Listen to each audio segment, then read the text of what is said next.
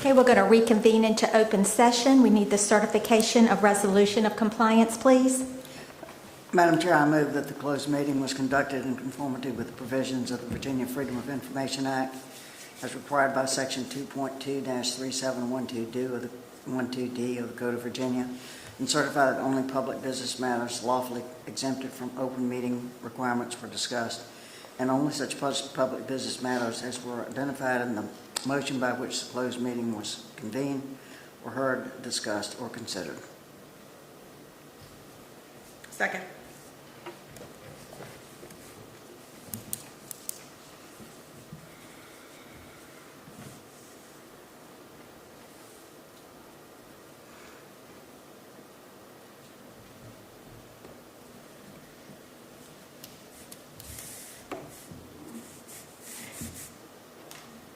Okay, I want to welcome everybody to our May school board meeting. We certainly look forward to the day. We all look forward to the day when we can look up and see student faces that are anxious to come up and show us what they've learned and excited to demonstrate some of the things they've done in the classroom, looking up and seeing students who are excited to be recognized for some of their accomplishments, and family faces and educators, and even some of our citizens who are usually loyal and here and to support us. So truly, we miss your being a part of our meeting. And at this time, I would like Ms. Perkins to please lead us in the pledge and the moment of silence. Please join me. I pledge allegiance to the flag of the United States of America and to the republic for which it stands, one nation, under God, indivisible, with liberty and justice for all.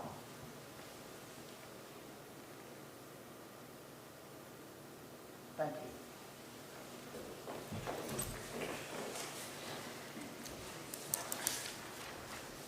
Okay, the first thing on our agenda is Isle of Wight Achievers. Good evening, everyone. The vision for Isle of Wight County Schools is to create a learning environment that will enable every child to discover his or her unique gifts and talents. The Isle of Wight Achievers section of our board meeting gives us an opportunity to recognize and celebrate our students and staff for their unique talents and gifts.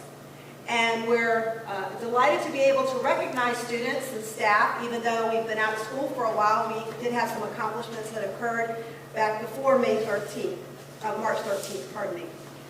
At the last board meeting, we did have some honorees, our seniors of the month and our ABCD employee winner, and there was a request from the board to have pictures of those individuals. So, Eric, are you driving this morning? Okay. So if you go on to the next slide, you'll see that our seniors of the month from Smithville High School were Rebecca Christian and Devin Fitzgerald, and I'm sure they'll be thrilled to see those photos if they're watching right now, because they were copied out of Power School from their junior year.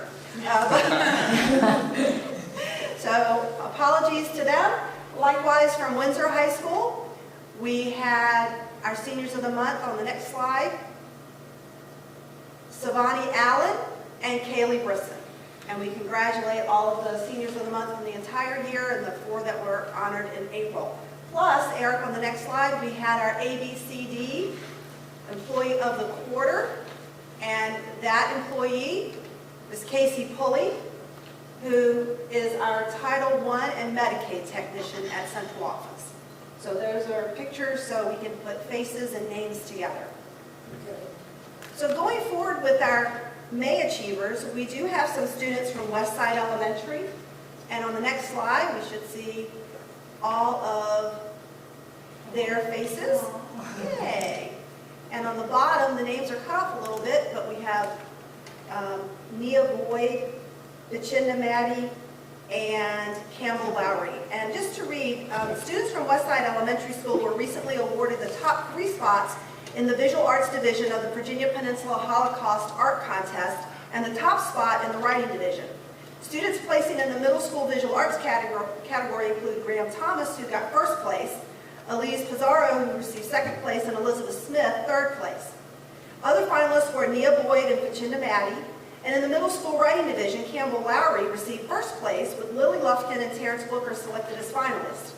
The prompt asked participants to write a dialogue where they are the grandchild of a Holocaust survivor. In her winning entry, Lowry described a student interviewing her great-grandmother for a school project. The short story explains the grandmother's escape from the Holocaust as a young child. Students were assisted by their search teacher, Mrs. Cardos, and art teacher, Mrs. Gibble. And on the next slide, I think I have the artwork. So the top left is the first place piece of art. The top right was second, and the bottom center was third. So I wanted you to see the art. So we're very, very happy for them. And these were the ones that were also finalists, so more of the artwork. We have book. Okay. Next we have students from Smithville High School. 4 Smithville High School Kid Wind teams gathered at the Jamestown 4-H Center on March 12th to put their wind turbines and their minds to the test in the Eastern Regional Virginia Kid Wind competition. Kid Wind is a national hands-on design challenge in which teams learn about alternative energy by building a small-scale solar structure or wind turbine. The teams were composed of 3rd and 4th year engineering students and 1st and 2nd year manufacturing students. The SHS teams are coached by Heather Greer, engineering teacher, and Adam Shipman, manufacturing teacher.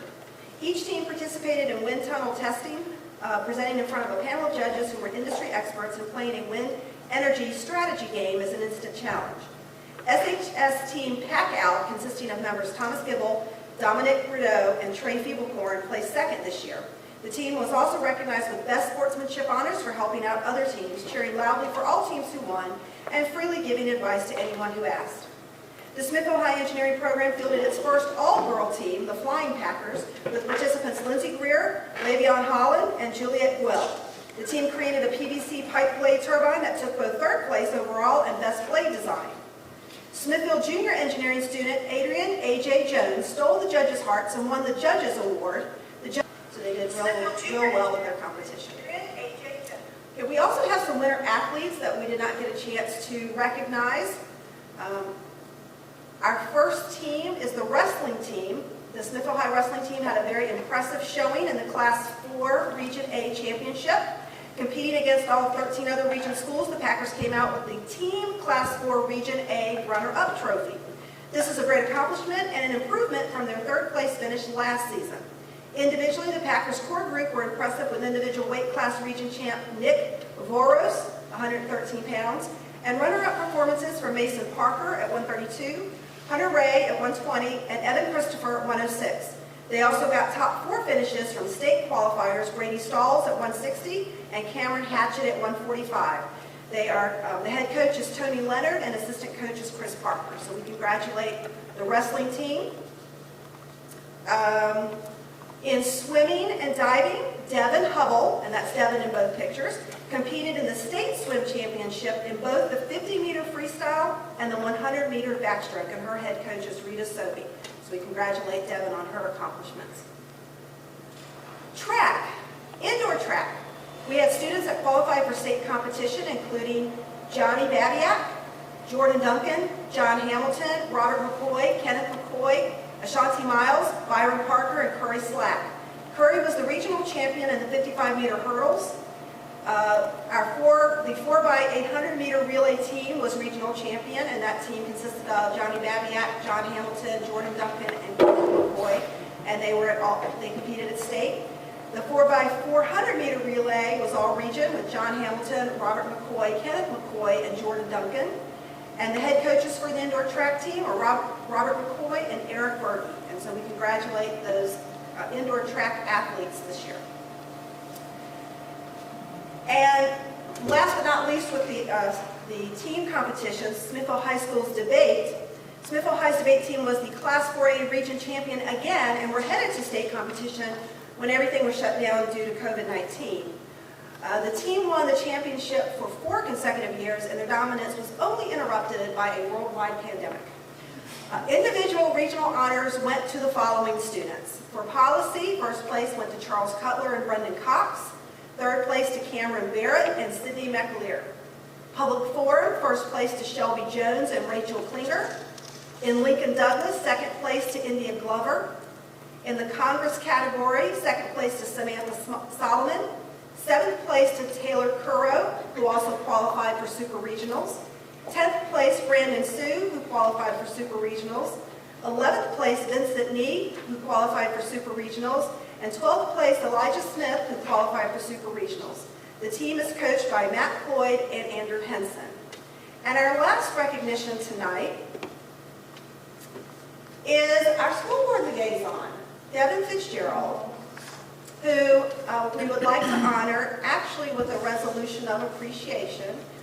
And I'll read the resolution real quick. Whereas Devin Fitzgerald has served with distinction as a student liaison member of the School Board of Isle of Wight County during the 2018-19 and 2019-20 school years, and whereas Devin has served with commendation as a student liaison to the Isle of Wight County School Board, and whereas Devin has fulfilled the duties of a student liaison representative with dedication and eminence and brought honor to herself, her family, Smithville High School, and the Isle of Wight County School Board, and whereas during Devin's tenure, she studied the issues and came to each meeting prepared to provide input, and whereas Devin has been an energetic and essential part of the Isle of Wight County Board, and whereas Devin's term as student liaison to the School Board of Isle of Wight County ends on June 30th, 2020, now therefore be it resolved that the Isle of Wight County School Board wishes to publicly thank Devin for her service for the past 2 years, and be it further resolved that the Isle of Wight County School Board extends its best wishes as Devin prepares for her future, and be it further resolved that a copy of this resolution be presented to Devin, and a copy be spread in the minutes of the Isle of Wight County School Board meeting of May 14th, 2020.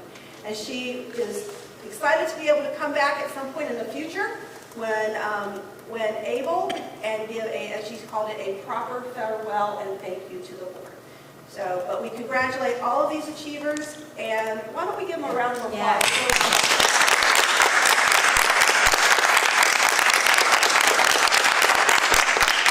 Thank you.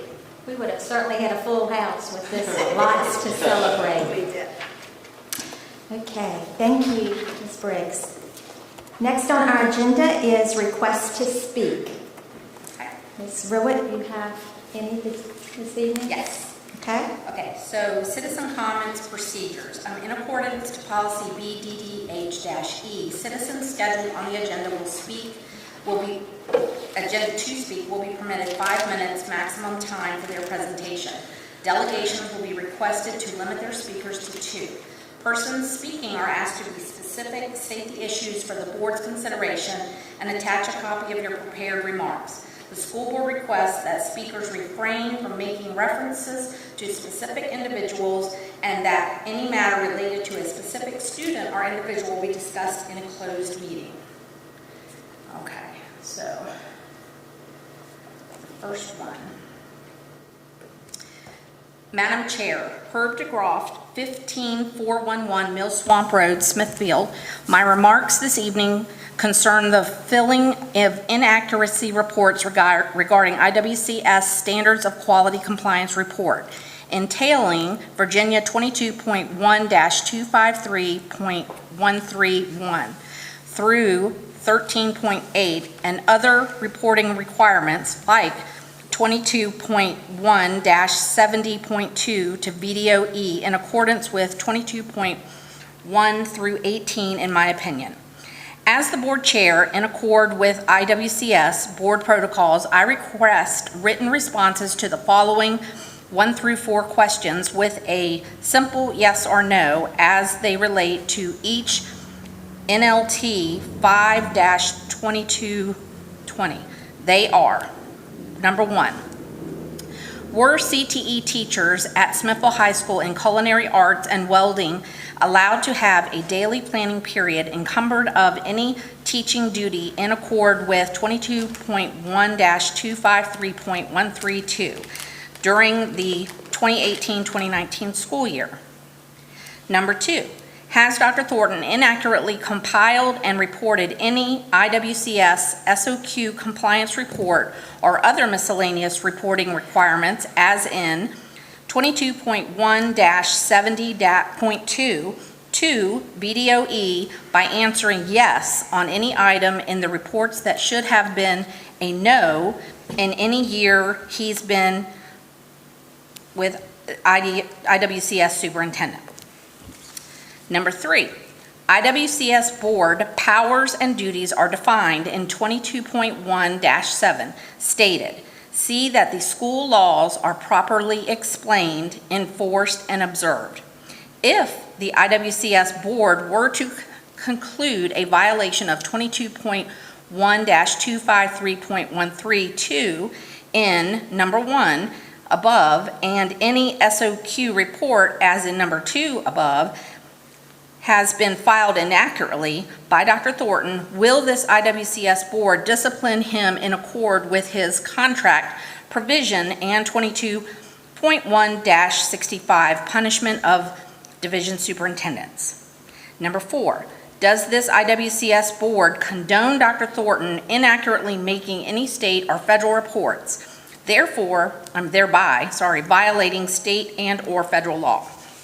Excuse me one second, Madam Chair. Excuse me, Ms. Ruitt, Madam Chair. Mrs. Ruitt, prior to her going into the comments, she did mention the fact that if we were going to refrain from calling names, I don't think that has. Any staff? That's students, right? Is that? Well, it says It's to student please or ask. staff. Yeah, it just says, school board requests that speakers refrain from making reference to specific individuals and that any matter related to specific students or individuals be discussed in a closed meeting. so then I think because they are referring to a particular, they're calling names and referring to a particular staff, I think that's something we should be discussing in a closed meeting. Actually, the Attorney General of Virginia has ruled that you can now use staff names. I thought Okay. it was. All right, see, I'm new on this board, so thank you, Dr. Thornton. I just wanted to make sure we're in compliance with everything. I hear you. Thank you, continue on. All right. Let me find my spot here. Okay. Did you stop the timer? I did, Okay, now yes. you're restarting it. Okay. Okay, let's resume. 22.1-253.132 states, school divisions shall provide all middle and high school teachers with one planning period per day or the equivalent encumbered of any teaching or supervisory duties. Dr. Thornton answered yes on the annual SOQ compliance report for each year that all high school teachers have a planning period daily, unencumbered of any teaching duties. Surely he knows this is not true because culinary arts and welding teachers at Smithville High School have been teaching and during prescribed planning periods, making Dr. Thornton's report inaccurate. Under other miscellaneous reporting requirements in the annual report is a section titled Internet Use Policies, which the superintendent has to verify with a yes or no response. 2, the superintendent certifies the school division compiled with the required provisions of section 22.1-70.2 for acceptable internet use policies. Dr. Thornton responded with a yes for each year. A September 5th, 2018 Smithville Times report titled Parents Saw Material as Porn stated IWCS board had not reviewed or revised their internet use policy in several years. Julie Grimes of VDOE stated the school board has an obligation to follow the law, which IWCS board had not. In fact, when the article was written, IWCS policy GAB-IIBEA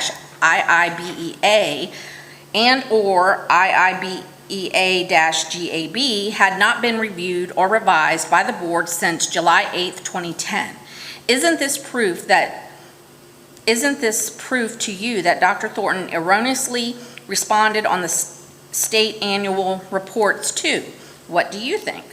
I provided you and board members with information. So, that's Okay. 5 That's minutes. the time. Okay, Okay. thank you. All right, so the next person, And that was Herb DeGraw, correct? yes, that was Herb DeGraw. So the next one is Mandy Coleman. Gotta get the whole line. All right. To whom it may concern, I am reaching out to the advisors of the school board to bring the attention of a few issues I have with the exception of the students this fourth quarter school year due to the COVID-19 situation. I am extremely disappointed in the decisions made that will be affecting all of the student grades this fourth quarter. I encourage all children, staff, and parents to encourage continuing education during this time. However, the expectation is quite extreme. I have 3 children in Windsor Public Schools, and as a parent, I myself am frustrated, much less all of my children. For my elementary age child, I have picked up 2 packets for 2 weeks that includes well over 30 pages, much less the required apps, which is several and included 6 codes for the apps. My high school age children have more than 4 teachers each, all using different apps, communication, as well as emails.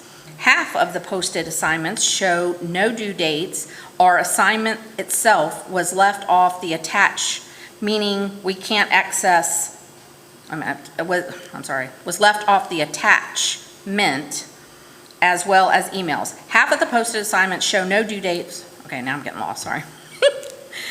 Meaning we can't access the assignments. Not to mention the amount of work that is being assigned, as well as the requirement of internet to access it all. I appreciate the effort of allowing me to access the internet via the school parking lot. However, to think I'm going to sit in a school parking lot for a minimum 4 hours a day with my 3 children to complete these assignments is appalling. Our families are trying to just get through, trying to figure out how to get to work, find groceries, as well as medical care, which unless it's considered life or death, you cannot access right now. And the senior class this year has no further requirements, assignments, or grades for the remainder of the year. I understand this is a difficult time for everyone. That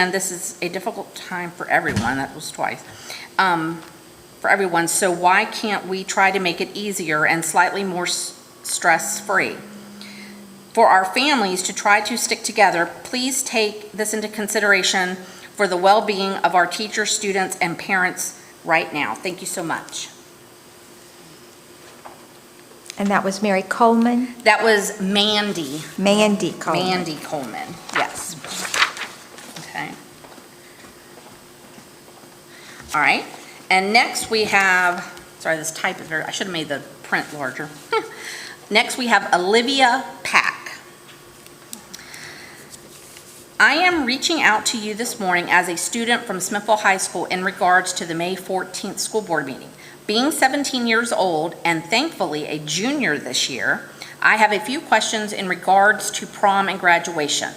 While I'm sure this isn't at the top of the board's list of concerns, I know my fellow classmates and I see it as something important to us. Wight Academy has rescheduled their prom for June 27th, and other districts in Virginia have scheduled an outdoor graduation ceremony in mid to late July. I want both of these events just as much as the next kid does, and understand we have to put our safety first. So I guess my question is, are we planning to schedule a prom and graduation, and what would be the time frame? I would love just to hear directly from our board rather than a bunch of people coming up with ideas and getting all sorts of answers that no one really knows. Thank you for your time, and I look forward to hearing from you. Olivia Pack. Okay. All right, and the last one we have is Derek Boone. And I hope all is well considering our circumstances at the moment. I would love if we could get answers on the plans for the Smithville High School field, the stadium field, that has become a safety hazard for our student athletes, especially when it rains. Our field becomes a sand pit and swamp when it rains, being that we have a total of 3 sports, field hockey, soccer, and football, playing on that one field with minimal time to do proper maintenance necessary for the field. We are in dire need of an artificial turf field to keep all of our students, athletes safe along with their promising futures. As we improve our schools, technology, and classes offered to our students, let's not forget that sports also changes lives and provides a pathway for our future lawyers, doctors, governors, professional athletes, and many more valuable opportunities to uplift and help maintain the operation of our great community and country. Thanks in advance. And that was Derek Boone. Derek Boone. That was a lot. Was Derek Boone a student as well? No. Oh, that's in a- His email is the president of the Smithville High School Booster Club. Okay, I'm sorry. And Olivia was the student? Yes, Olivia Pack.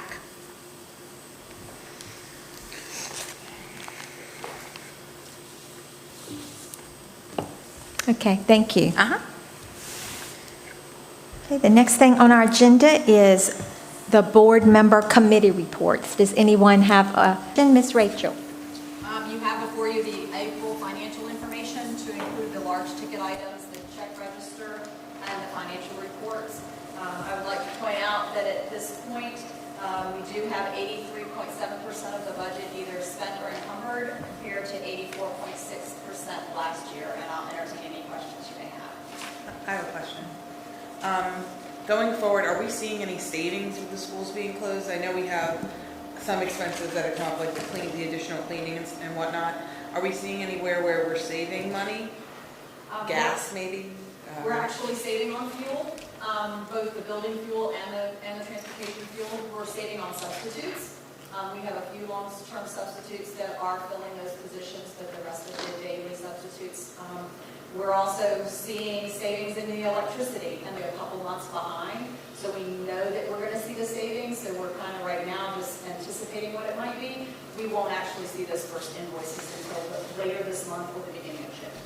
Because I was just thinking with us getting nothing from the board, no additional funds from the Board of Supervisors, I won't say nothing. No additional funds from the Board of Supervisors, and the governor's original budget is a lot less than the current budget. I didn't know if we'd have any monies to supplement next year's, asking the Board of Supervisors to roll over our leftover money from this year into next year to help supplement that budget a little bit. So we should know more by the June meeting, and we can have a report for you. And I would say we're also tracking the loss of revenue that will come in at the end of the year in the sales tax of this year to offset that. But we do want to, really the only things we're really looking at is if we can buy any technology that can be used at home next year, this year. But other than that, we're looking at the health insurance fund, putting money in that if we have some money. And then the rest of the money, we do really want to roll it back to the county, probably in the area of capital maintenance. If you guys recall, we get $250,000 a year in capital maintenance. And this past year, we had the $250,000, plus we went back and we got the extra money that was appropriated to us. So we spent probably close to $500,000 in capital maintenance this year. So I think it would be wise, if we do have leftover money, to ask them to roll it into capital maintenance for that unknown.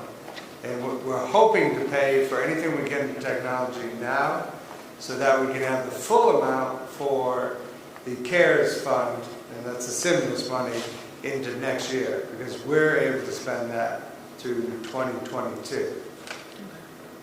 And I do have an update on that. A portion of the CARES money is also, because it's federal money, is sent to the private schools, any private schools in your county. So normally that was done the same way, like the percentage of at-risk, that's how we're funded. But because the federal government right now has said, since it can benefit all your students, you have to use all their student enrollment. So IWA is getting a sizable chunk out of our stimulus money. Much larger than they do for title funds. They didn't use the same formula. We don't know why they didn't use the same formula, and we do have some people advocating at the federal level against that.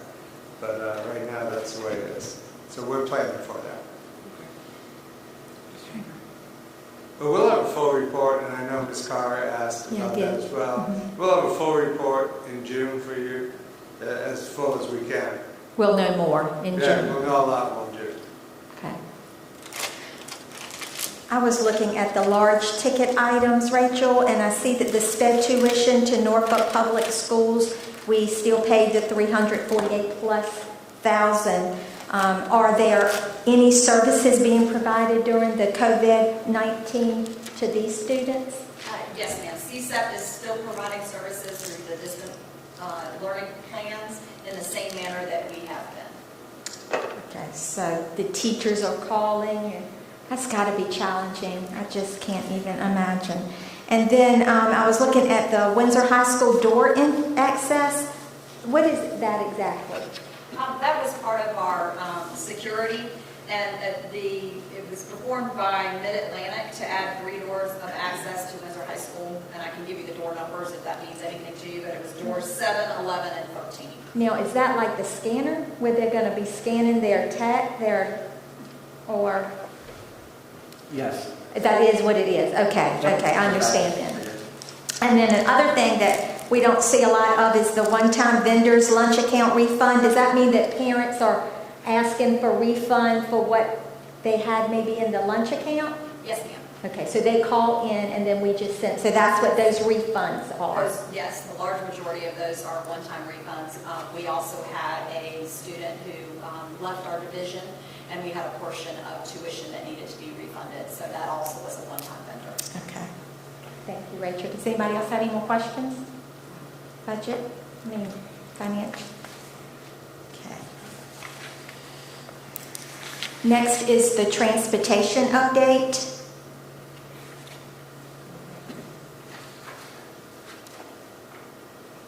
So I guess I can comment on it. You win that one, yep. Yeah, so Lee's report is attached if you have Yeah, any we saw them. questions with it.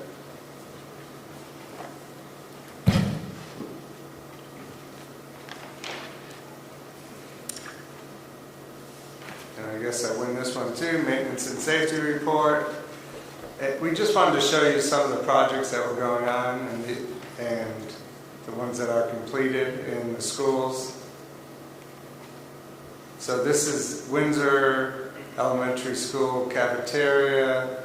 Our maintenance staff do the virus. They're still changing the filters and doing other maintenance, but they have more time that there's no students or staff around, and so they're getting a lot of work done already and not waiting for the summer. So here they painted in Windsor Elementary School cafeteria. It hasn't been painted in there in a while. They did a really nice job.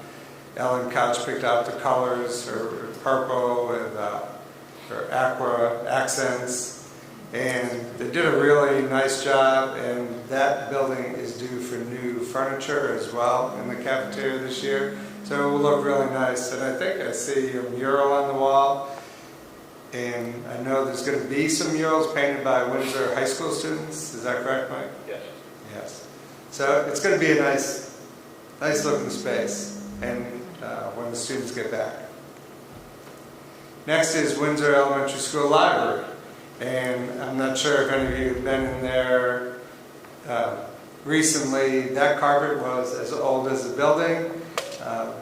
We've had some flooding in that room several times through the years, and that carpet was awful. And so Ms. Couch asked for us to replace it with a laminate flooring. It looks like a wood floor, but it's a wood laminate. It looks very nice, as you can see, and our maintenance staff installed that as well, and installed some tile areas off the library as well. It looks great. They did a really nice job. And Westside Elementary, exterior doors and poles. Again, last year we started painting some areas in Westside to make it look more like an elementary school and not the dark grays and maroons that are out there, even though I love maroon.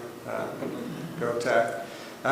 We wanted more like an elementary, so they have their blues and their aqua accents. As you can see, the doors now on the outside and some of the trim. So they've done a nice job doing that as well.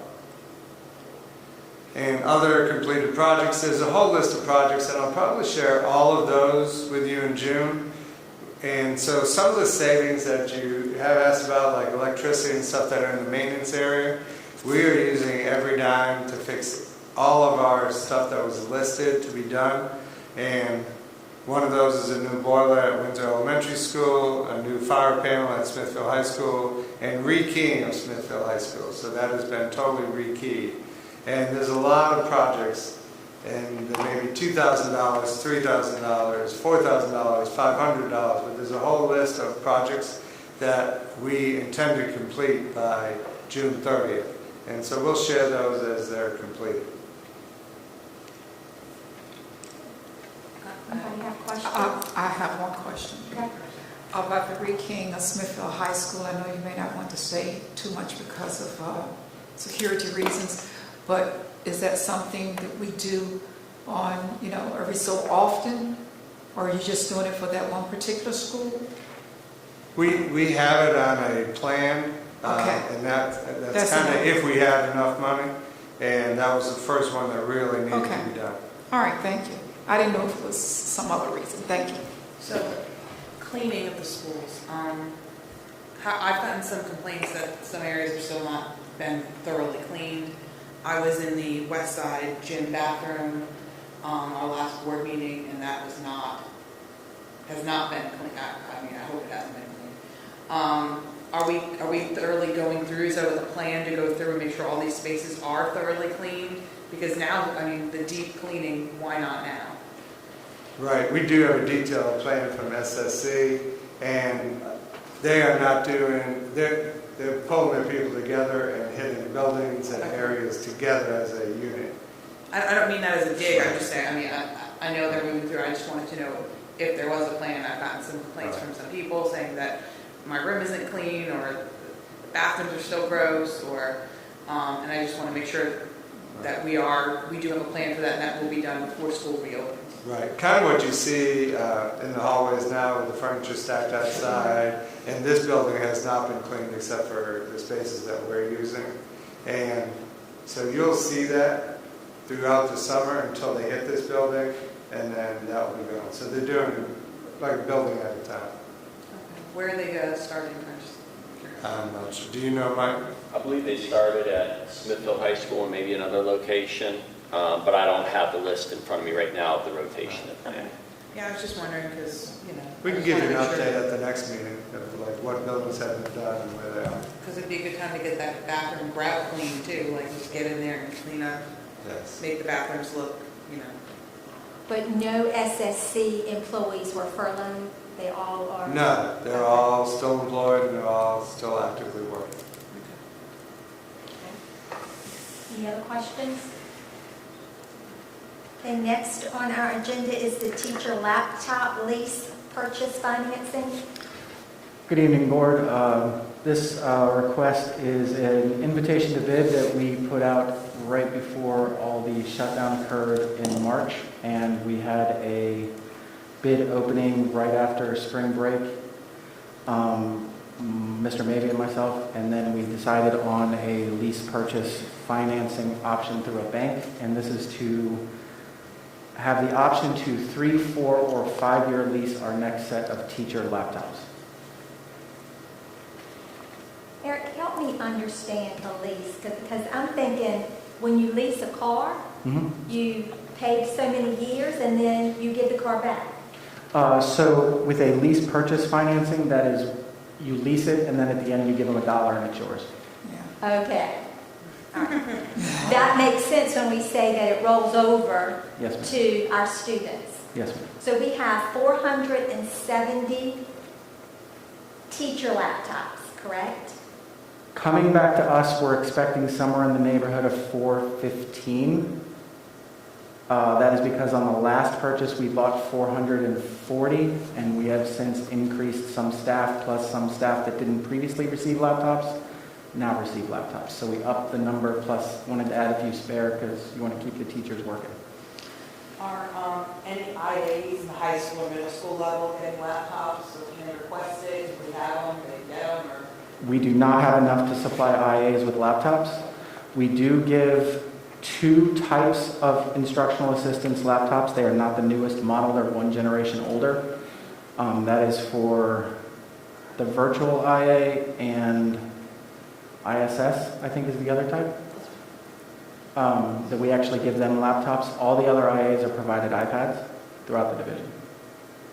Is there a way if they need it and they can show just like they're an IA spec and they say they need it to do X, Y, and Z? Is there any way for you to go through and do that if that's what they need? Is there a way to put that in if you want that? We would not be able to provide laptops to every IA who requested it. However, SPED iPads or SPED IAs in particular, They can make the request to special education, and if they wish to provide them with additional technology for their job role, they have in the past. Special education department has. So we are on a schedule. Yes, ma'am. Right now, you said every 4 years, right? Yes, ma'am. All right. What are the advantages of this? Like right now, let's just say teachers are saying my laptop's working fine. So help me understand the advantage of doing this every 4 years. So it's multi-level. Mainly, it's to make sure that the teachers' laptops maintain their viability. Over time, a computer does tend to slow down. The laptops they have right now are at 4 years old. They're still in great condition. It's the perfect time to replace them and get those great condition laptops to students so they'll be able to use them for a few years before they are no longer usable. So if, as long as we maintain that rotation, then we have, over a 4-year period, we're replacing every student laptop every 4 years, basically. And basically the place that these laptops go, you say in schools, does it vary? Like, is it mostly elementary? Is it mostly middle? It all depends on the age of the laptops in that location. However, I have a bunch of formulas as far as making sure that we are maintaining well above recommendations for laptop to student ratio. Especially testing student ratios is really what I have to go by per BPSA regulations, but laptop to student ratios. So for instance, Smithville High School, even though they have 1,200 laptops there, one for every student, they still have a few carts in that building as well to supplement when a student's laptop might be out for repair, or maybe they forgot it at home that day.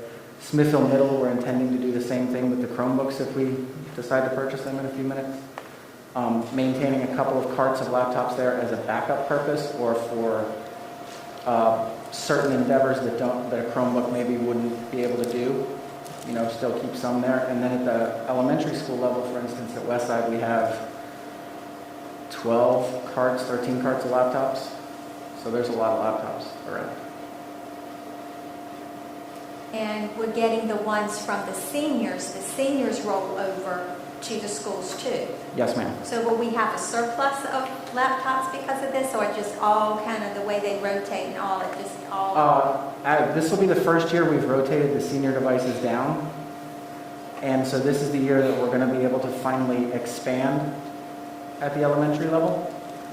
We have always just been able to maintain, but this will be the first year we'll be able to expand. So, for instance, we'll be able to give an additional cart to Carrollton or an additional cart to Carsville, instead of just maintaining the rotation. Because of so many more devices being able to go into a full rotation, we'll be able to expand out and then have a total rotation for every laptop in the division. Okay. Does that make sense? Yes, it makes perfect sense. Now, this is an action. Yes, right? ma'am. So this is allowing us to move forward with the lease purchase financing for the teacher laptops. Now, the original bid back in March was for $611,000 and some change. I got another quote in April that actually came down a little bit, but this action will allow us to move forward with the purchase up to $611 and not to exceed $611,000. Okay, because I know the attachment did say that the quote was in February, but you got the new quote. Yes, ma'am. And I'm actually going to get another new one when we get a little bit closer to purchasing.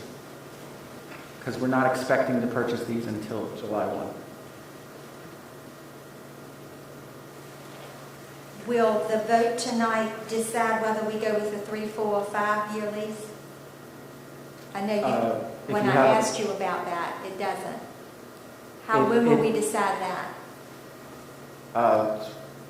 Should allow us to go with whichever one is most beneficial. We're trying to do the 4, but I won't know for certain what that cost is going to come back at until I get that final quote a little closer to purchase. Should be somewhere around the same amount we're paying right now. But we know we won't go above that amount. Correct. Okay. I will not go above what the bid was originally submitted for. And we wouldn't consider taking the senior laptops and giving them to the freshmen as a savings? as the We time? could consider that. However, the one reason we don't is because we want to maintain the ability to use those only 4-year-old devices for students still at elementary level. But also, one of the reasons we planned it that way was if I hand a laptop to a student and they use it for 4 years, and then I hand it to another student, excuse me, been talking too much. How will I know if there is damage inside of that laptop where it came from? And so we don't have to have that argument, we built the entire replacement schedule around the idea of one laptop to a student, and those roll down into elementary level right after that. Where do you- Elementary and middle. I know I'm full of questions, I'm No, you're sorry. fine. Where do you find the most where they come to you for repair? Like, is that, when did you decide to retire a laptop? I am tremendously conservative when it comes to money, so I retire a laptop when it's more expensive to repair than to buy a new one. Or it's completely unusable, one or the other. For instance, earlier this year, we retired devices from 2010 which were barely usable, and I use barely very loosely. But our goal is to get back to the 8-year rotation. Okay, this is an action item. I have one question for Eric. Eric, the $600,011, that was the estimate you had on how many laptops? 470? Okay, I just wanted to make sure that was for the teachers, okay. Yes, ma'am. It's teachers plus a few spare. All right, you ready?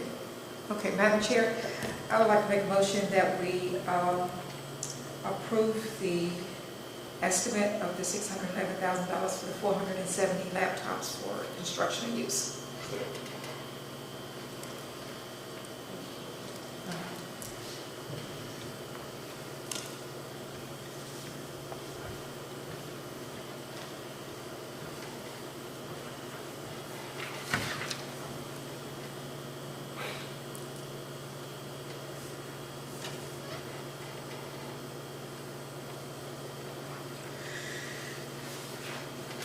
I believe the next item is mine as well.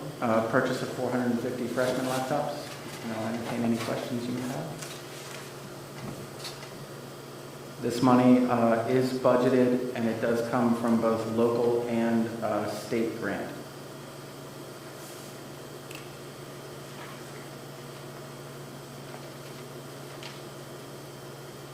Any questions?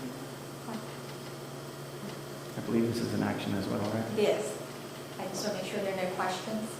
Madam Chair, I make a motion to purchase the 450 freshman laptops. Second.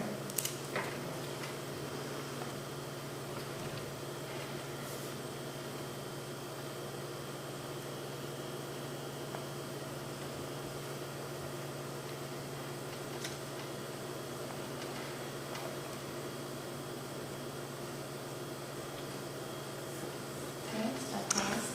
All right, the next on the agenda is the Chromebooks for middle school. Yes, ma'am. And this is something new. This is something that we usually, or do we have Chromebooks in the middle school now? We do not have any Chromebooks except for the 500 that were just approved last month, and those are on order. So this is a new thing that we're doing, and it's been proven because of what we're now going through that it's a definite need for our middle school students. Yes, ma'am. And every meeting that I believe Dr. Thornton has been in statewide, the biggest concern is always ensuring that everyone has access to a device. And this will be funded through the federal stimulus funds as well as some of our instructional funds. I believe the goal is to start with instruction, if at all possible, in order to maintain the CARES money, since that can be used all the way through 2022, but if we need to use some CARES money, then we can. That's the federal stimulus. So this was budgeted into the instructional funds. This was not budgeted at the beginning of the year. This is from some of the savings that we are seeing in the instructional category. Okay. And That's if we see those savings. That's why we're going forward with it now, because if we have some savings in instruction, we can use it towards this. If we do not, we can still purchase it through the CARES Fund. And we've already been given the amount for that, so we're covered. So we know we're good. We're good. We're good for the money. Okay? All right. Can we get a motion? Yes, please. Madam Chair, I'd like to make a motion that we purchase the Chromebooks for the middle school students. And you said that would be whether it would be with local or CARES funds. Yes, ma'am. Second.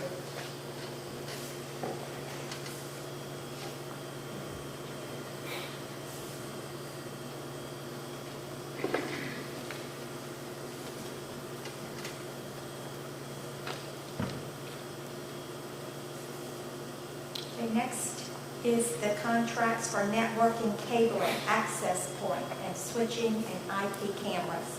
That is also me. So this contract, well, we'd like to request the board allow us to award an RFP that we put out to 2 separate companies. And through that award, we can then move forward with negotiations to actually get a contract in place for the Smithfield High School Media Center networking needs.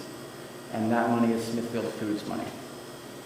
Okay, that was what was a little confusing to me. So this doesn't have an amount of money attached. It's just giving you Permission to negotiate the contract. negotiation. Perfect. Okay. And this is an action item. Any questions? I make a motion to contracts for the network, cabling, access point, switching, and IP cameras. Second? Did you get a second?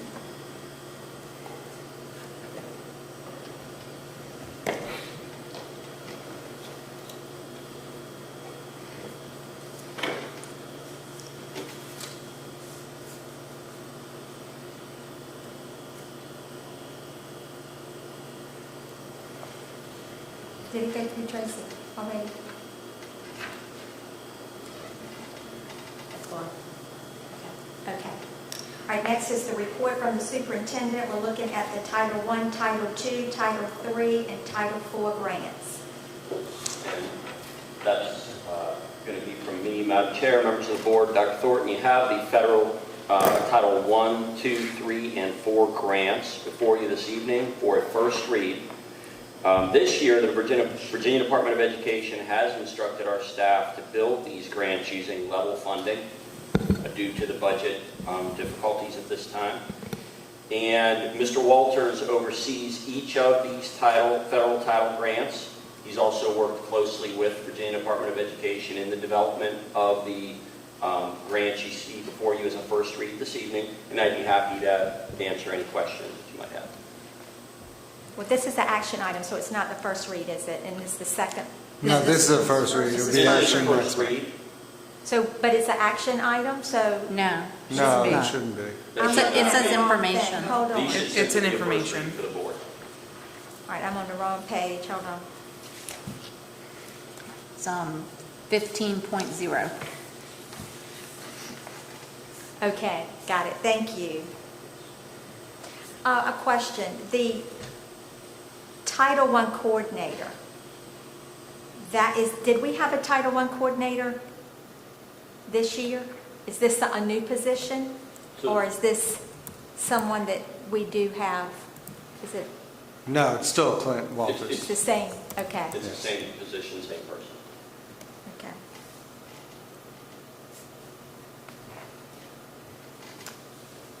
Any questions from anybody? Okay.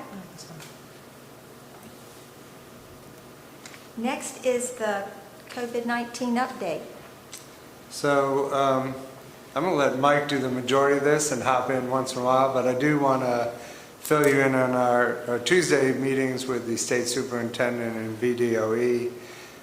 I do have some to share. We are planning for summer school, and we're planning for students to be present.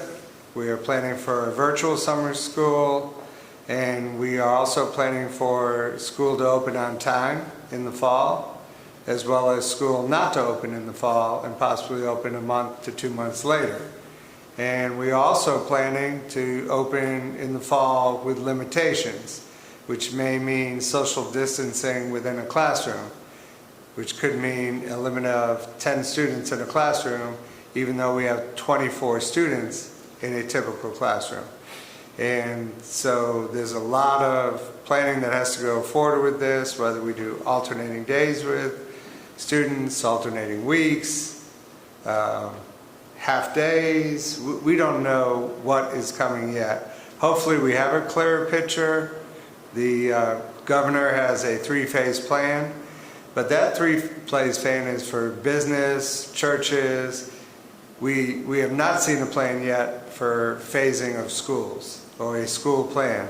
Now, I did serve on the task force that developed a report for the governor and for the decision makers to look at all of the things that we would need in any of those scenarios so that they can make informed decisions based on where we are. So we hope that helps guide the decisions, because there's a lot. I think if anything has been proven throughout Virginia and probably most states, there are many, many counties. We're actually fortunate. We have 20 to 30% of our families that do not have a device or internet, or do not have the good enough cellular, even if they had internet. But there are many counties that are doing nothing but packets right now. And it's so important to have that face-to-face with our children. So Mike is just going to update you where we are with what we're doing currently, touch on summer school, and give you the rest of the report. Sure. So, Madam Chair, members of the board, Dr. Thornton, I'll provide several updates, as Dr. Thornton mentioned, related to instruction during the continued school closure. The first thing I'd like to do is I would like to provide the board with information regarding the academic plan survey that we conducted at the end of April, and I think we're going to bring that up on the screen for the board and the community.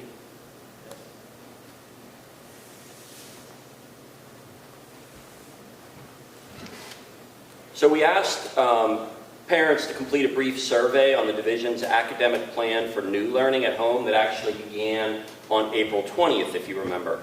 We ran this survey following that first week of new instruction, and the survey was open from April 29th through May 1st. And we asked parents to complete the survey to really help us evaluate what we were doing to provide new instruction, and also how parents and their children were managing and how they were doing with at-home learning. So the survey was very important to us. What I'll do is I'll look at mine as we scroll through. So the first few questions were just simply around how many elementary children are in your home, and then which schools do they attend. And so those are the first 3 questions that you see there. We actually, with that piece, what I will say to you is we had, as far as respondents, 1,159 respondents from the elementary, middle, and high school levels total. So we can scroll down to that first question, which is, what do you think of the assignment workload for your children? And so that sort of brown or orange, I'll call it brown color that you see there, that says that basically the amount of the assignments are just right for my child. What you see in blue there would be, there should be more assignments for my child. And then that sort of yellowish color says there's too much work for my child. And the green was the amount of is fine, but this was very common in the comments as well for one child, but it's too much to manage with multiple children. So we see that a lot, whether it's just the work, the Zoom calls, or whatever it might be. The more children, it's very difficult for the families to juggle that. But basically from this one, as far as the assignment workload, about 66% at elementary, 70% at middle, and again, let's see, I think that was 68% at the high school level said it's just about right. As far as the next question, has your child been able to receive support from their teachers in a timely manner, or their teacher? And you can see here, I mean, what a huge kudos to our teachers from the start of this. You know, the way they have just tried to do whatever they can to support their students, our families, our community. Here you can see that overwhelmingly, the respondents, the parents said yes. They are receiving support from their children's teachers. In some cases, there was multiple teachers and the support varies. And that's what you see there in that yellow. The next question, how would you assess the amount of communication you are receiving from your child's teacher? And again here, you can see in that sort of brown color, the communication is just right. And, you know, that's the majority or beyond, whether it's elementary, middle. At high school, it was a little bit lower, but you can see it at high school, that large 35% in green, it varies between the teachers. So they have multiple teachers, and what they said is, well, it varies the amount of communication we're receiving. But it was really neat to dive down into the comments, and when we went over this with the principals, actually the survey ended on Friday the 1st. That weekend, with Ms. Briggs' help, we crunched all of the numbers. By Monday morning, we had a meeting with the principals, and we're already making adjustments to the plan and really digging into the feedback. That feedback at the high school was very valuable to kind of follow up and fine-tune some of the communication efforts there. The next question is about access. And go ahead, was there a question? Yeah, in the report I noticed we didn't see any of the comments. I would really love to see the comments. You did the summary at the end, which was nice, but I would like to see what they're actually saying, if that's possible to get to us. We can absolutely do that, and I know there's probably dozens and dozens of pages of the comments. I mean, you can. I don't want it printed. Just if you could email it to me, even. Because the elementary alone was a 41-page document. Yeah, I would like to see. I just like to see what they're actually saying. Yeah, definitely, and the comments were fantastic for our team to really dive in and to see where we were with things. Okay, thank you. How would you assess the amount? I'm sorry, that one we just did. So here we go. So the next one is, has your child been able to access online learning? And this goes to what Dr. Thornton was saying, which is obviously a huge concern across the state. But here you can see, yes, there have been no issues with accessing online assignments. 77% elementary, almost 78% at middle, and 80% at high school. But you can see there that sort of brown color, yes, but not consistent due to internet or device availability. Now, one thing I will say there is that, as you know, at high school, the students already had devices. At middle school, we had done a device handout for those families that needed a device, an iPad, and we actually completed the elementary iPad distribution, and that occurred April 29th through May 1st as well. We gave out I think we gave out 233 iPads at that time, but we've continued to give them out as families have contacted the schools. We've continued to go ahead and give them an iPad if they need them. That's been a huge help for our families because they needed a device at home for the children. So we feel really good about that. Is it possible that, since only 1/5 of the students or the parents or whatever, because we have 5,500 students through 1,000, which is a good, for 3 days, the survey being out, that's a really good feedback. Is it possible that there are more internet issues that we don't know about because the people who are having internet issues had trouble accessing the survey as well?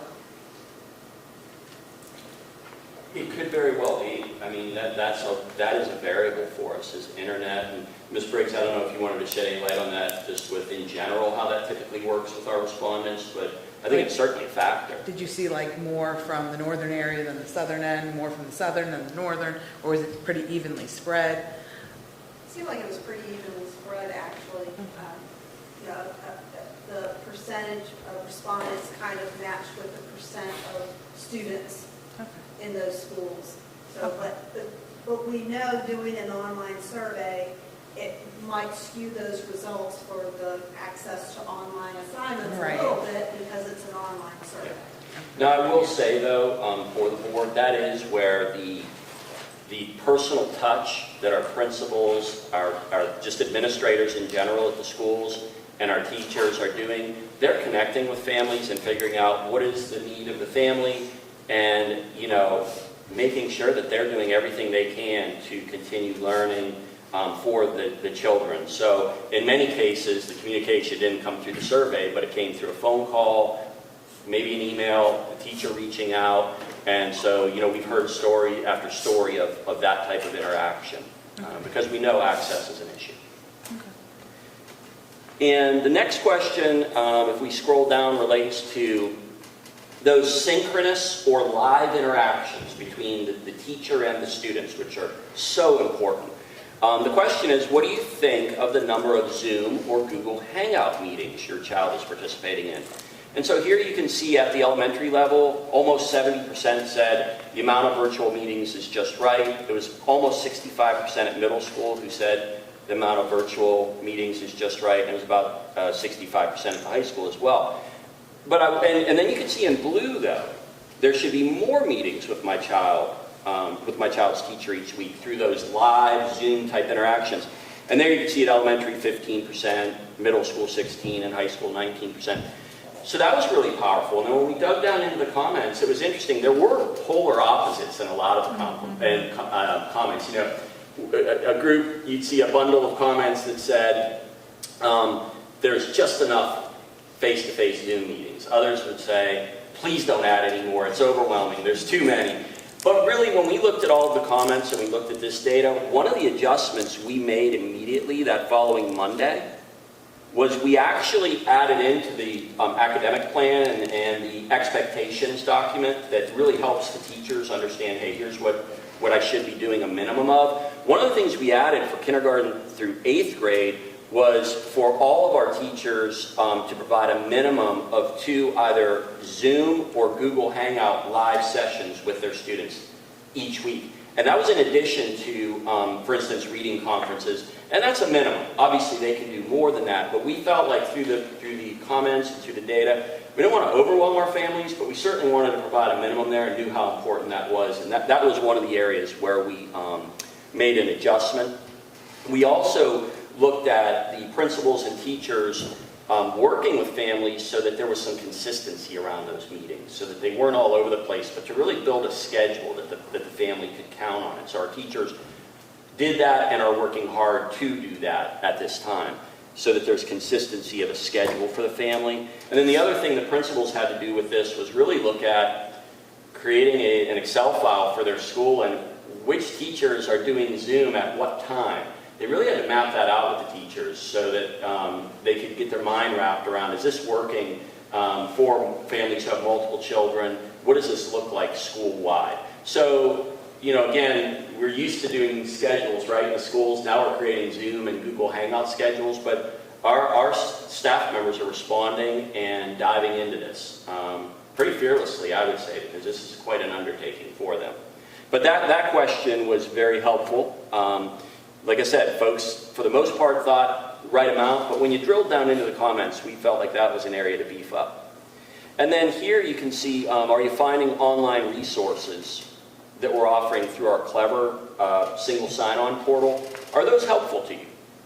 And, you can see, yes, at the elementary about, a little over 50%, a little over 30% at the middle, and the high school is just about 20%. What you see in green there is simply, I haven't even tried using the resources through Clever. The yellow, somewhat helpful. This is a little scattered, but you need to also look at this as, those are resources that are available as an additional resource for families. There can be some connectivity issues depending on the age of their devices, the operating systems, but our goal here was to try to put as many resources out as we could through that single sign-on portal. In many cases, those are being assigned to students, like an ST Math instructional activity by the teachers. But in many cases, you can see it's just a resource that's there, which some families have begun using and are finding helpful, and others really even haven't tried to use them. Well, and the different teachers require different apps to be used. I mean, just as a parent, and that's okay too. Some teachers aren't really into the app usage. They're just using ST Math, and that's all they really want the kids to focus on, and our bookshelf. While others are looking at, one will use Epic. And so, I mean, I could see that being real scattered because different parents are using different apps based on their teachers' requests too.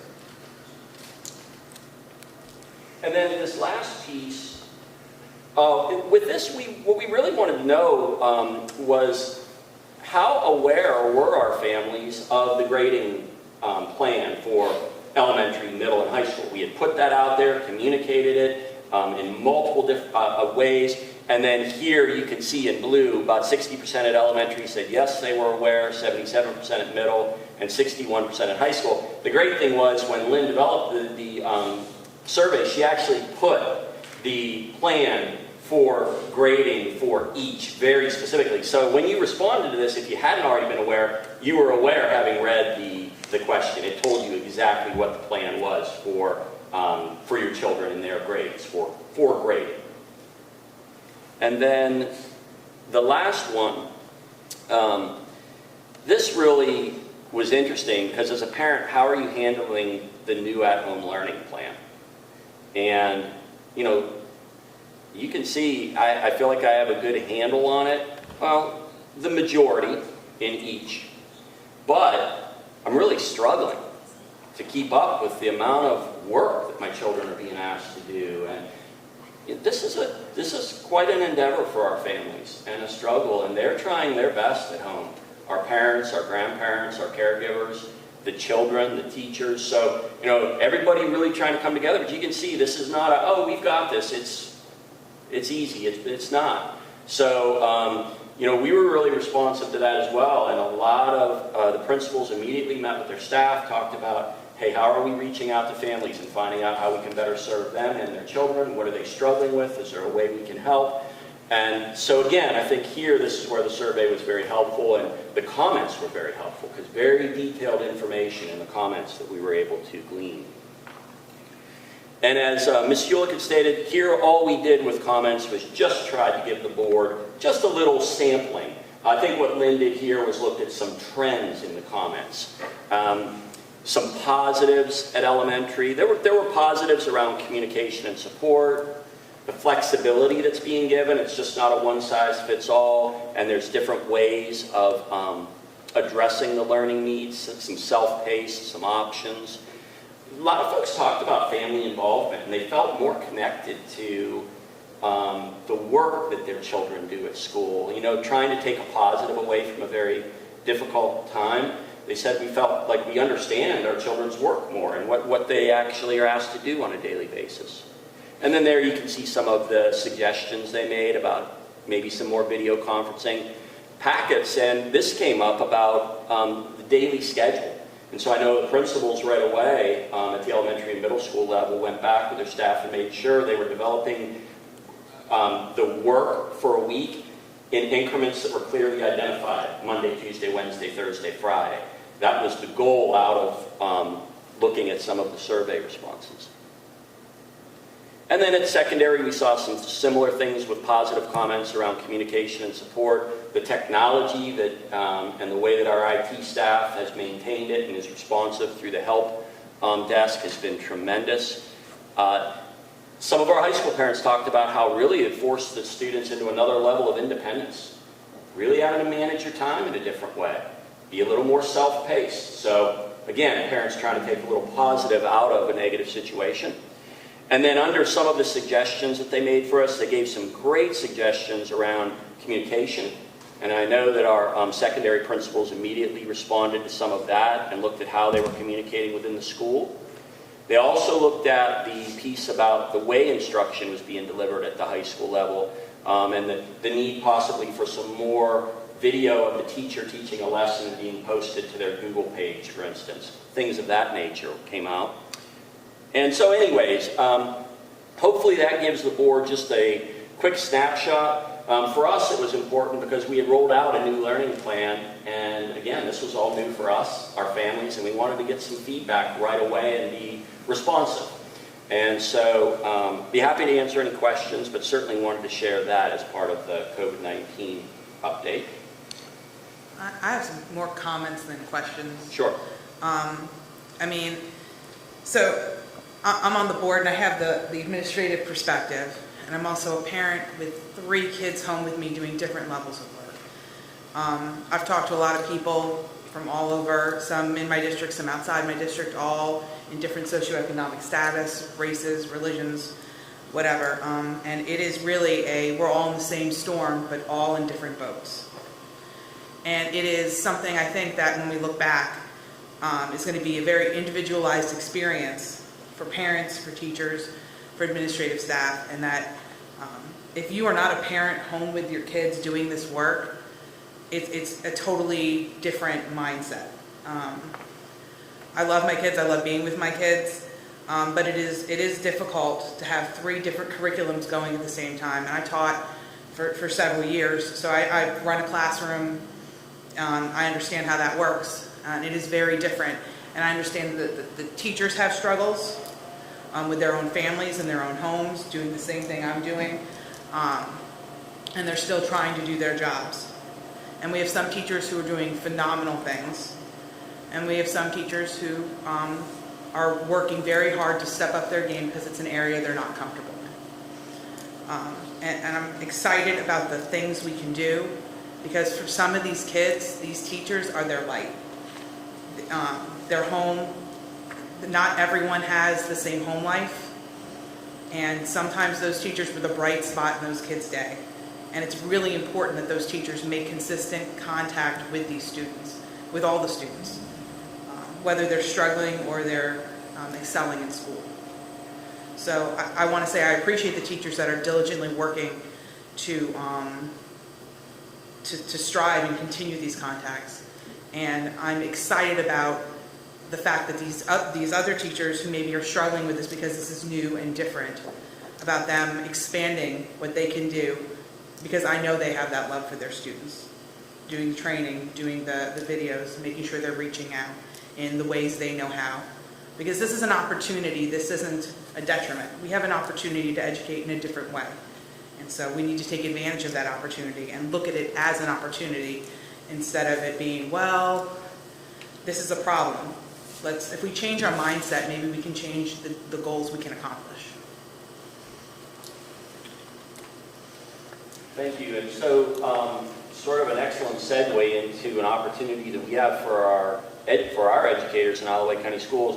One of the things that we want to do as we move forward, Dr. Thornton had laid out, we're constructing several different plans for summer school, for fall. We want to be prepared. We don't know what the environment will be at that time.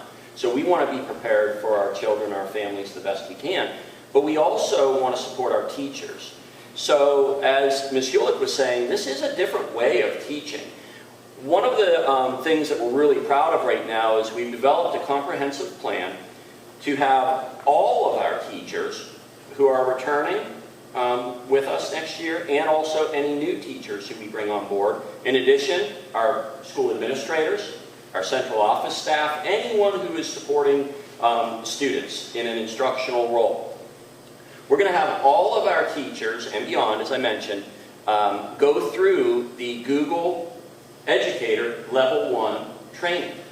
And that training will take place between now and they can have up until August 15th to finish it if they choose. They can do it between now and the end of the school year. But they can take a little more time if they need through August 15th. I'm not going to give you all of the details about Google Educator Level 1 training, but I will tell you the training consists of 13 learning modules, they take about an hour each, but you don't have to finish them all in one setting, so you could chunk them out if you wanted to and needed to. So there's 13 learning modules that the educators will go through. It's self-paced. And at the end of the 13 learning modules, they then take the Google Level 1 assessment. And when you pass that assessment, you are now a certified Google Level 1 educator. Of course, our goal here is so that our teachers come back in the fall, no matter how we're delivering instruction, they feel that much more confident in their ability. No one's expecting everybody to be an expert in Google Classroom or Google Suite or virtual instruction. But you can imagine the confidence level of an educator who's gone through this training and certification is much greater. Our instructional coaches will actually be Google Level 2 and beyond certified. So then our instructional coaches and some specific coordinators will have a Level 2 and beyond Google certification, with the goal then that they are providing support to our teachers as they begin to utilize some of these skills that they've learned. There's going to need a lot more help as they move forward. Some of our teachers, as you would imagine, are already Google Level 1 certified. But we want to get everybody to a point where they feel confident and at least ready to go as we move forward with virtual and blended learning platforms. The other good thing about the Google certification is we're already using Google Suite, Google Mail, Google Drive, Google Classroom. So for many of our teachers, this is not a brand new platform. At least they have some level of familiarity with it. And again, they'll work through August 15th if they choose, so that when we come back next year, they have gone through the training and the assessment. The next piece that I have for you is just simply a revisit of the alternating week schedule. And basically, what I wanted to do is just really inform the board that we had contacted all of the students, the parents, the counselors, and the teachers to let them know that we will not be moving forward with the alternating week schedule until the 2021-22 school year. We had more than enough students in each of those 6 career programs, but obviously we need to postpone due to the current budget situation, the fact that we have those positions that we would need to make sure that the alternating week schedule was a success. I will say it was amazing to see our school counselors, the teachers, the building administrators, the way they went through this process this year in preparation to launch the alternating week. They did tremendous work and were ready. I will tell you that our counselors and our staff have already put out a timeline and a plan for the launch for the 21-22 school year, because they felt so good about the work they had done and felt like, wow, we're in a great position now as we move towards that actual launch in the fall of 21. But just wanted to inform the board of that all groups were informed, and so that has officially been communicated to postpone to 2021-22 school year. And I think I already mentioned the iPad distribution. Were there any other comments or questions?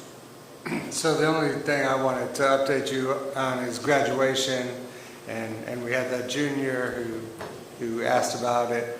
We are planning something, I don't know what you call it, Lynn, is it semi-virtual? We're calling it a senior celebration. Senior celebration. So we are planning something. The principals, Ms. Briggs, and a lot of my staff have worked on a very strong plan that involves the parents and the graduates, and you'll hear more about that, and they'll be hearing more about that very soon.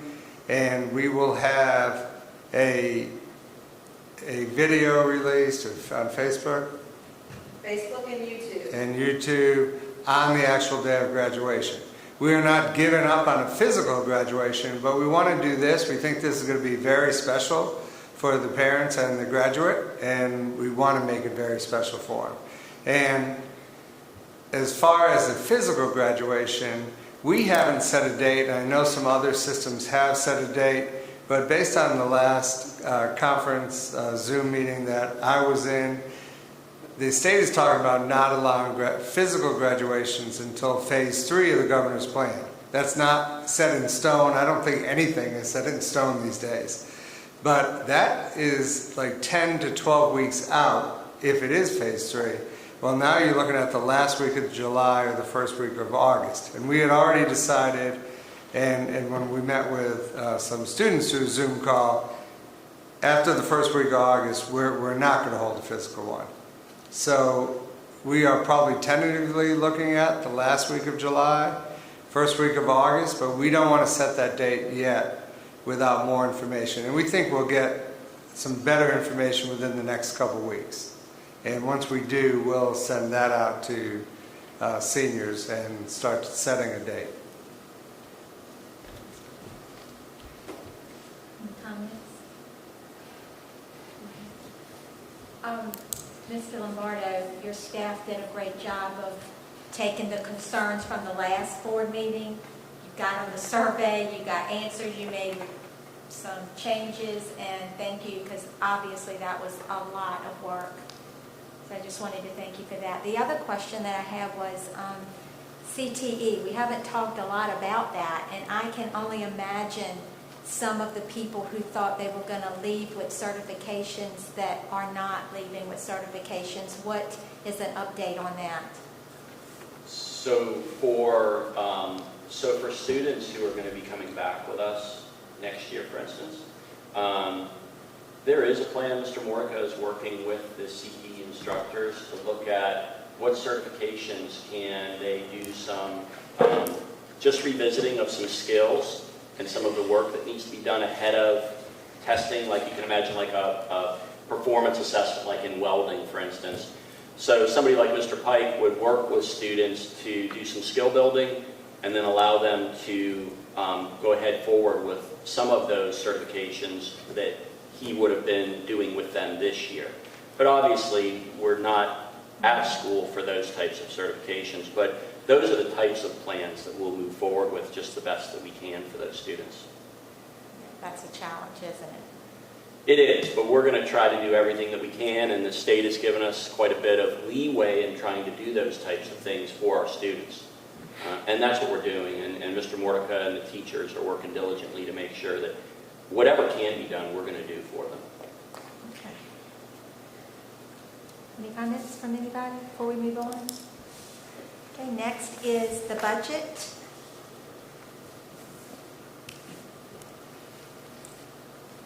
I have a question.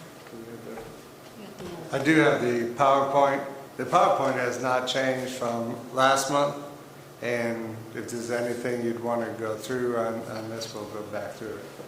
I'm still unhappy with the health savings account, removing that or reducing that. I'm just, with what's going on is a health issue, and to reduce coverage for health doesn't make sense to me. It just doesn't. If we're in a health crisis, a pandemic, that part doesn't make sense to me. And I said that when we first saw this as well. I can't get behind that. Well, it doesn't reduce their health coverage, though. They still have the exact same health coverage they've had in the past. It reduces our contribution to their health savings account that they can save through the years. And like I said, the majority have built that up, mostly through our contributions through the years. And with the pandemic, So the health insurance coverage is the same, and their cost per month hasn't changed from last year to this year, or has that changed? That has not changed unless they change coverage. Their plan. Right.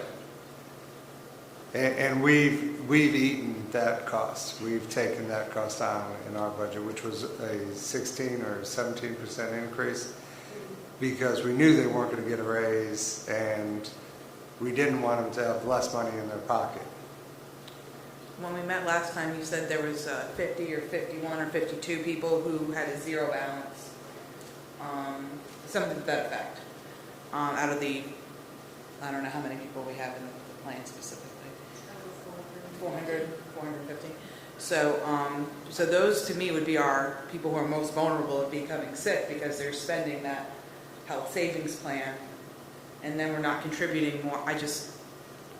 Well, that varies though to individual. You have some individuals that pay out of pocket and keep their health savings account and don't touch it and keep it building for something big one day. You have others that spend it right away for everything, including prescriptions. So it varies. So you may be at zero for different reasons than another individual who maybe used it for a very serious health issue as well. I'm just not comfortable with the health stuff getting taken out. That's my personal. Your plan was to reduce it 50% and freeze the second 50%, right? Correct. With not knowing. Correct. So that would be from $1,200 a year to $600 a year, possibly $600 a year? It would be $600 a year and freezing the other $600, so possibly zero for the year if we get hit really bad. And what would that be contingent upon? Like The- the sales tax? The revenue, right? In the first one, wasn't the CTE program still in when you presented last time? Weren't we still going forward with the CTE program last time? No, what I showed, if we can bring up that slide. Keep going down to positions, if you would. Sorry, it was a while ago. Yeah, it was. It feels like it A was month years ago. All right, so right here, what we were showing is the positions, that if these positions were still in the budget, they totaled to $569,789. So what we were trying to show in this slide is we're taking this 569 and basically putting it up to the side as part of that savings to Okay, because to some the of it offset. says cut, so I was Right. confused about, Right, some of those we had to cut altogether. So if best case scenario, we didn't get affected at all, what we were trying to show is we could hire those positions, but we're freezing all of them, and we know we're going to be cut from the sales tax, and we know we're going to be cut from lottery funds. We don't know how much yet, and our projections were, what we have in this budget for savings right now was, what we showed you was around $1 million, a little over $1 million. And then some of the other things are like the furniture that we have built in the budget, the paving. So we're at about 1.3 or 1.4 in savings, and we're looking at just about that as what we may lose, our best guess at this point. So that's why we have these as placeholders. So if we don't get hit as much, it's, all right, what do we put back first? And to me, the first thing to put back would be the 600 they get in health savings. If we can put back the entire thing, we can put back the entire thing.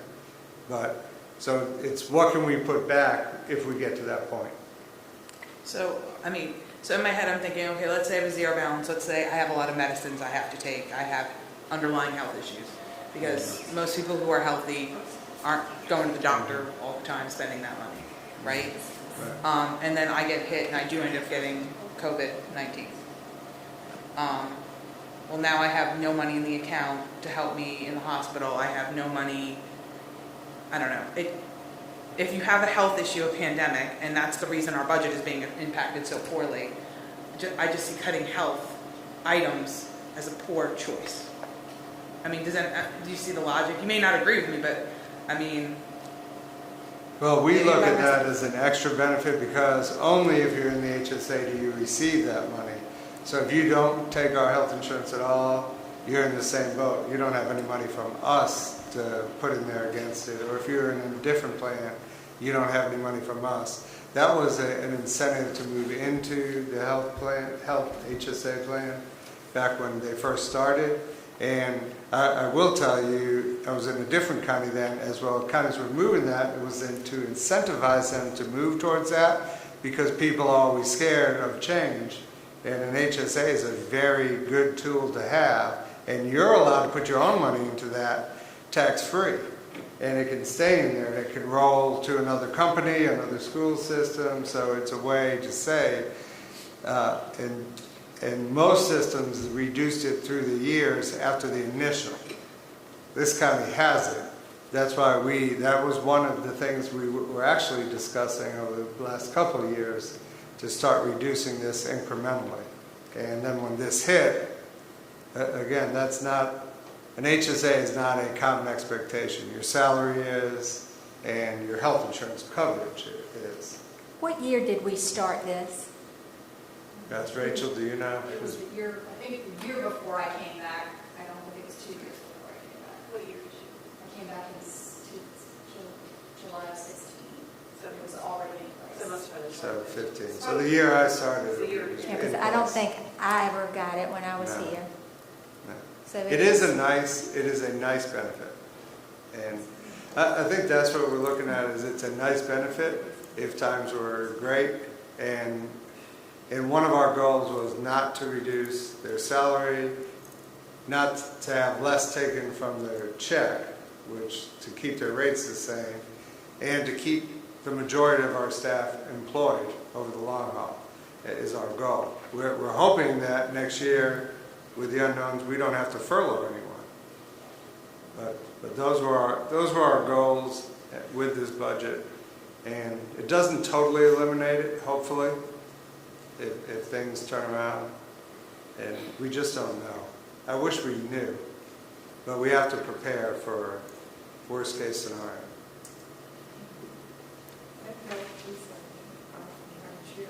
Talk in the mic, please. That health piece, but they sort of tweaked it a little, but it was originally started, I want to say, about 7 years ago at least. Yeah, it was before Dr. Thornton, but like I'm saying, it could have been, tweaked a little bit here and there, but the plan itself started for the staff at least 7 years ago, because it started when I was previously on the board.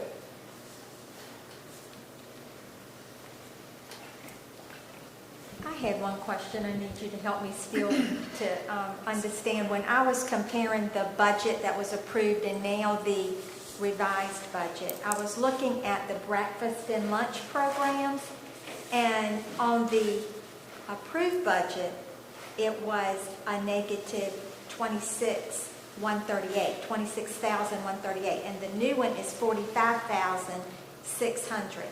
I don't understand why that would have changed.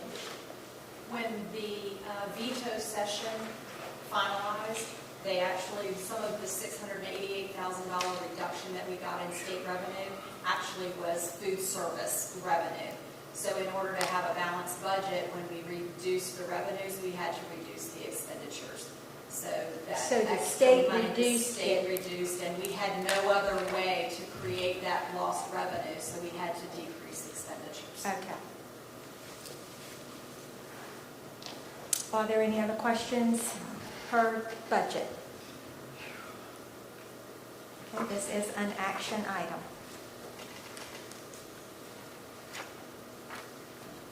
Okay. Convention was all being voted on. Madam Chair. I'm sorry. Rachel, can you? Just to make sure that we're all clear, as part of the budget, there are several items that you'll be voting on, not just the amended budget, but that's included in here would be the tuition rates for the upcoming year, and we're asking that those stay the same at $4,000 a student. The pay scales are also attached. There were some changes in the substitutes and other hourly pays because of the minimum wages that took place. We had to change the nurses, the LPN rate, the RN rate, the BSN rate. We also removed the substitutes for food services, since Chartwell's now supplies the substitutes. And we also moved, so that our teachers would get their step, we moved the salary scale one step. So although they won't be getting a raise, they will get credit for their step. So that's also part of this vote. Well, let's be clear. When you say we'll get credit, they'll move up a step and receive no additional money. Yes, I'm sorry, they'll get credit for their years of service. There won't be any additional pay. They will remain where they are as of the end of this year. Right. And then the last item that's included in this vote is the healthcare premiums. Since that's what's been built in the budget, those premiums are also in front of you. Ready for a motion? Madam Chair, I would like to make a motion to approve the fiscal year 2020-2021 amended operating budget to include tuition rates, pay scales, step credit services for teachers, and healthcare premiums.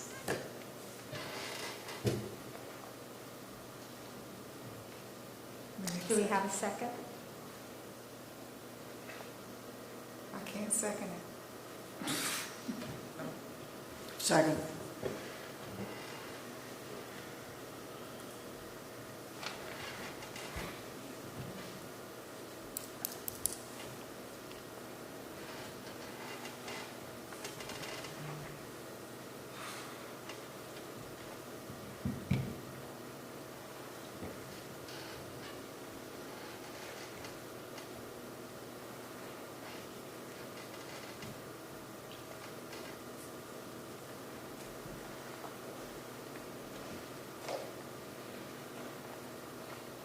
Okay, the budget passed.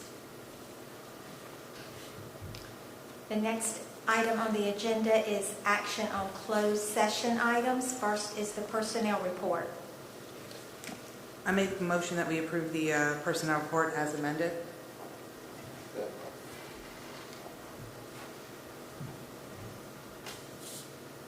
And the addendum. And the addendum, sorry. That's what I did. My mistake. Is there a second? Oh, I thought I heard Mr. Wilson say. Mr. Wilson, second. Thank you.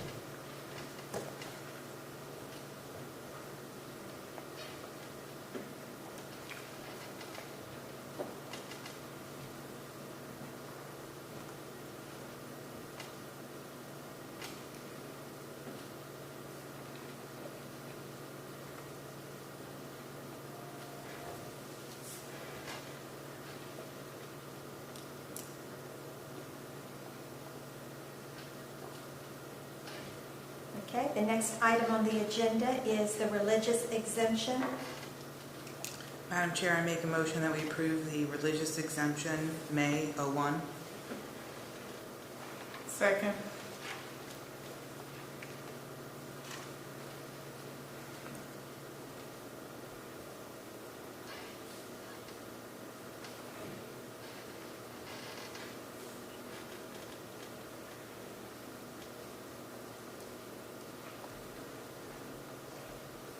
Okay, next is adoption of the consent agenda, 17.1, the meeting minutes, donations, and financial statements. Madam Chair, I make a motion that we to approve the consent agenda.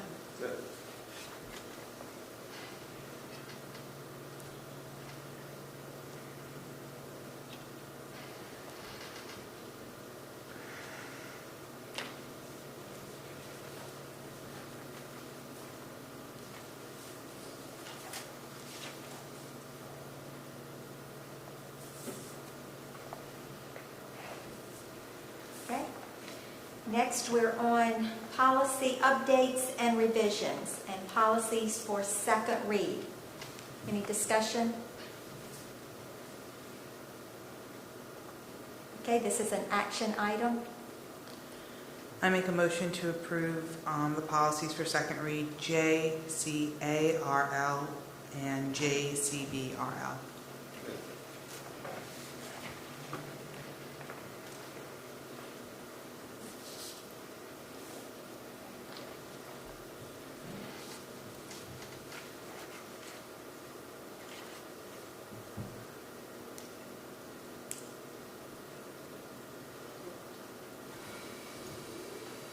Okay, we're now on policies for the first read. Were there any questions? This is not an action item, but any questions? Some on light the- reading before bedtime. It was a lot of reading. I know it really was.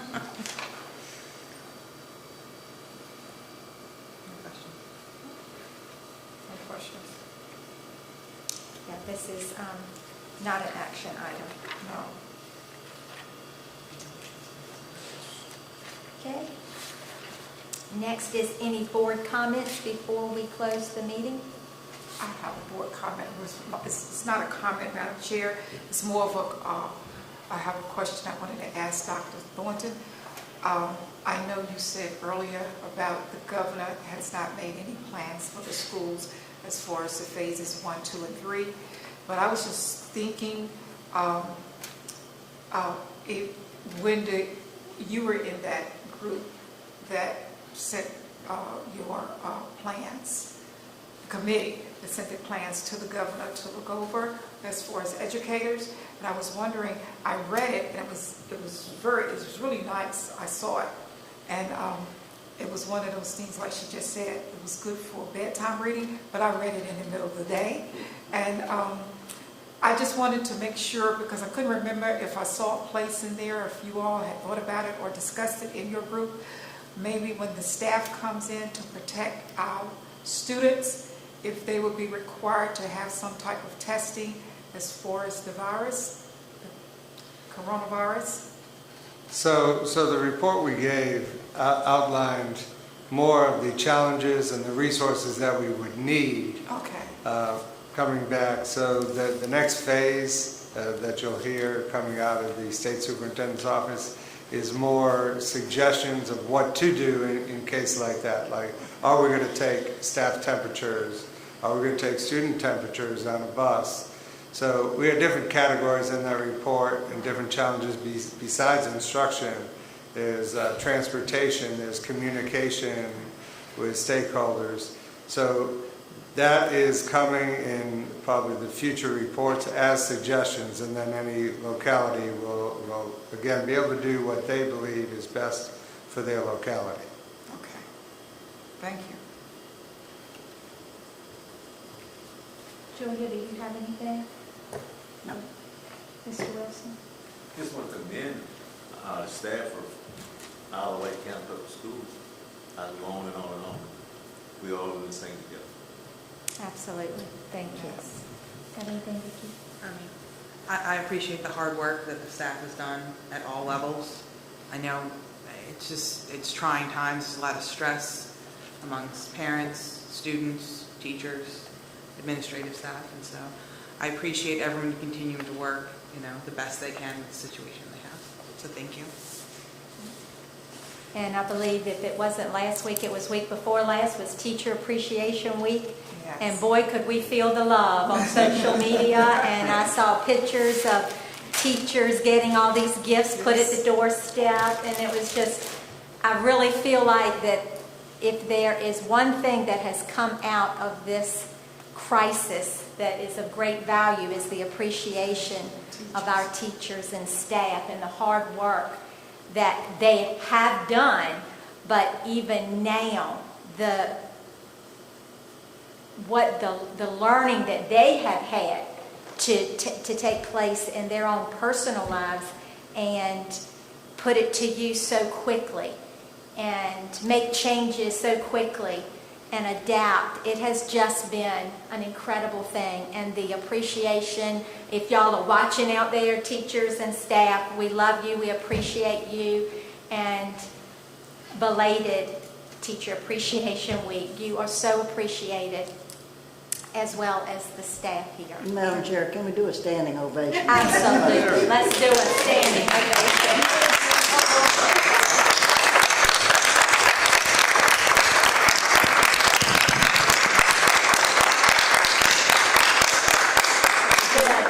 Perkins. And Madam Chair, before you close, I wanted to add to what you just said. And we had discussed that earlier about our teachers.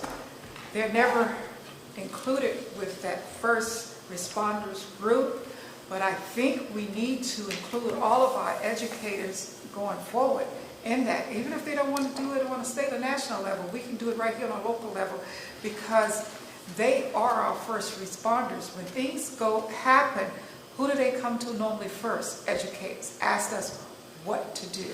And so they need to be included with that group. Sometimes they have been overlooked. Over the years, I think at least 4 of us sitting here, 5 of us are educators on the board. And we know we've always been in that category. We're overworked and less pay as far as professionals are concerned. And over the years, the associations associated with educators have been asking for higher pay increases for teachers, recognitions for teachers. I think after this crisis, things are going to change nationwide, because our teachers have always, over the years, have been underpaid. I've always said, the first year you sign a contract for teaching, you should come right out making at least $50,000. It's worth it, okay?